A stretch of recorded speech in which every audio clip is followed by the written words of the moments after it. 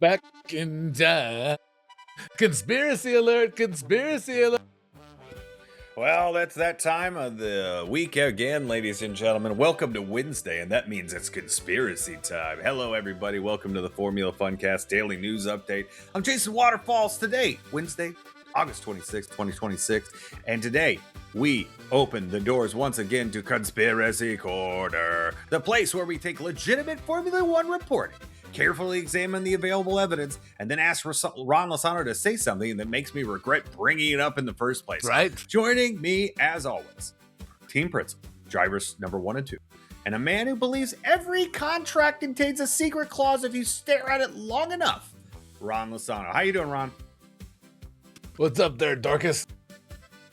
Well, don't call me that. Guess what? Ron, I got a question. Do you, when somebody signs a contract, do you assume they're happy or just being held against their will? Like me.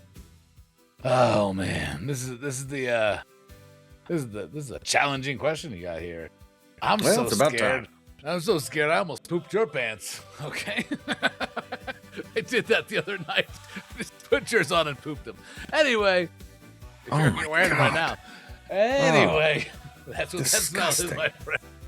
Ammonia and love. Okay, that's fantastic. Because Formula One silly season has developed a problem. Nobody's being silly anymore. Alex Albon staying at Williams, Carlos Sainz staying at Williams, Max Verstappen staying at Red Bull through 2030. Lozano, poop in your pants. Okay, great. 3 major driver announcements came out almost back to back. And everybody basically announced, you know what? I'm good here. That's not silly season. That's a responsible adult season. Ron, are F1 drivers becoming too emotionally stable for us to make content about them? I say yes. Yeah, I'm just gonna start making content about you and I doing weird things with each other. I think that'd be cool. I think people would tune into it.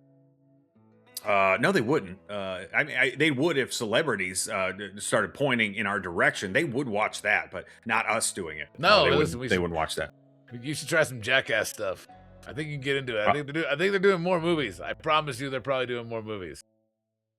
Yeah, well, remember last Wednesday, we spent an entire episode asking, what the hell is Max Verstappen going to do? You're asking me to remember last Wednesday.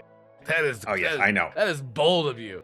Do you remember? Yeah, I honestly, do you remember I can't 5 believe minutes it came ago, out of my mouth. Jason Waterfalls? No, I don't. I do.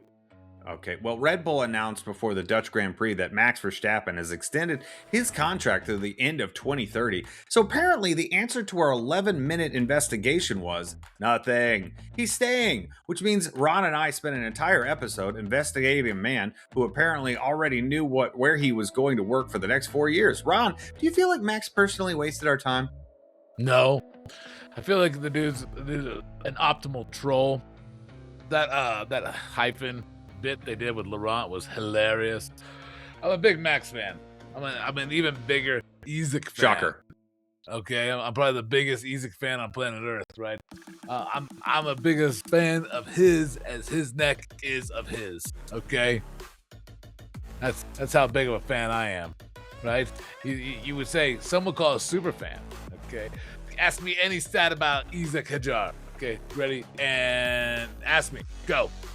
How many races did he have in F3? 14. How many did he win? 14. Okay, and then there's Carlos Sainz. This one fascinates me.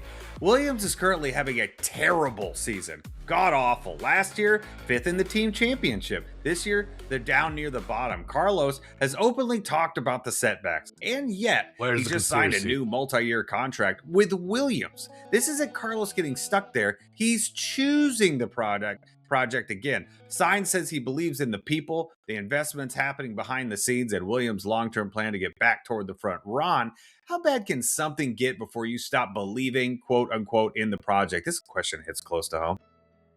Let me tell you, Jace. It's once you realize you have no one else asking for you to do any other projects with you. And then you're like, you know what? We should stick this project out together. This project is probably the best project I've ever been a part of. You know what I think I can make work is this project because, you know what? I don't really have any other projects that people are asking me to be a part of. Which also hits close to home. That's true. Ouch. And then there's Alex Albon. Alex joined Williams in 2022, and he'll be there again in 2027. That's 6 seasons with Williams. Yikes. He's already become the driver with the most Formula One starts for Williams, passing Nigel Mansell earlier this season. Think about that. Williams has had Nigel Mansell, Alan Prost, Damon Hill, Jacques Villeneuve, Juan Pablo Montoya, and the man with the most starts for the team is now Alex Albon. Ron, how long do you have to stay somewhere before they legally have to name part of the building after you? I mean, not long at all. I mean, I required it in my contract. Why do you think everything's called the Rano Lasana? Everyone's talking along. I mean, that it was a weird. That's quite a sign. I got to tell you. I think we need to edit was that hard. down. It was hard. Yeah. I was trying to abbreviate some words, and we started arguing with each other at the end there. The rest of the quote got lost, and it started out strong, just like most of our stuff. Yes, and this creates a really weird situation, weirder than what we just went through. Williams is 9th in the team's championship, but James Vowles says he believes Albon and Sainz form one of the strongest driver lineups on the grid. What?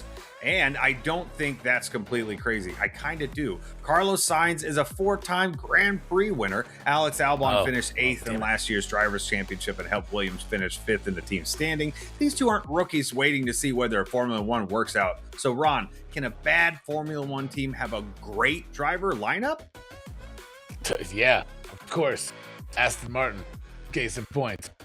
I mean, great drivers, every single one of them. Okay, Fernando Alonso, both of them. Dude rules. Okay, have you ever seen that dude? Like, he just has the best frown I've ever seen in my entire life. I wish I could. Yeah, I can't tell. The eyes are dead behind the glasses. I can't really. You just looks like you're trying to blow me a kiss. I gotta tell you. I'm not trying to blow you. I don't know why you're growling, but I have a problem. I'm trying to be Fernando Alonso. I'm trying to look cool. Yeah, well, I have a problem. Max stays, Carlos stays, Alex stays. Everybody's being responsible. This is supposed to be silly season, so Ron, need you to fix it. How would you redesign Formula One's driver market to make it actually silly? Okay, that's going to take a series of 4 unique but swift measures. Okay, measure number 1. Ready? Count them on your fingers. Okay. Every time I miss one, stick it up your butt. Okay, here we go. No, number 1. Not gonna do that. Number not 1. Gonna play that game. Here's how you get silly. You require every driver once a week to take a random test. Okay, some counts to them. Okay, has nothing to do with Formula One. Okay, you film the whole thing like it's some kind of like weird, where